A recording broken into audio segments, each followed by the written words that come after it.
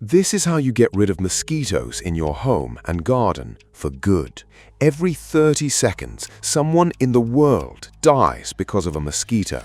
And the worst part, that tiny buzzing insect ruining your evenings, your sleep, and leaving you covered in itchy bites is actually the deadliest animal on Earth.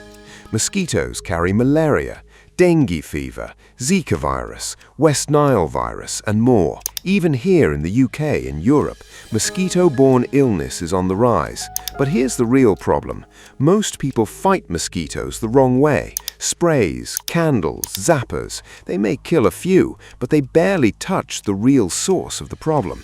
So if you want fewer mosquitoes, you need to know where they really come from. You've probably tried everything. Citronella candles that smell strong but barely help. Chemical sprays you don't really want near your kids, your food, or your skin. Electric zappers that make noise all night but do almost nothing to stop the real problem. Because the truth is, most mosquito fixes treat the symptom, not the source. But what if you could pull mosquitoes into a simple trap using things you probably already have in your kitchen? Today, I'm going to show you how it works. This trap works by mimicking what mosquitoes are really attracted to most: carbon dioxide, the same gas you breathe out.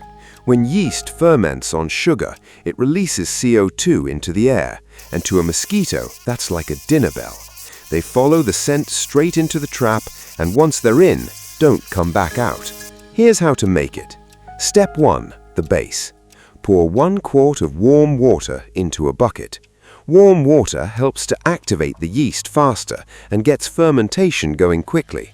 Within minutes, this mixture will start to produce CO2 faster. Step 2. Add the bait.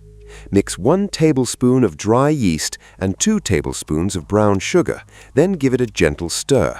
Within a few minutes, you should start to see bubbles. That means the yeast is producing CO2, and your mosquito magnet is officially switched on.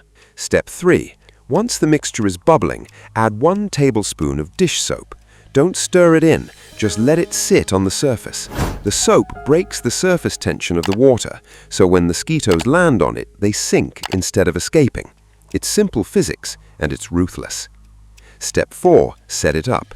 Place the bucket inside a cardboard box with a hole cut into the side. Make the opening big enough for mosquitoes to get in, but small enough to block most of the wind. If you want to keep it simple, you can also just leave the lid slightly open.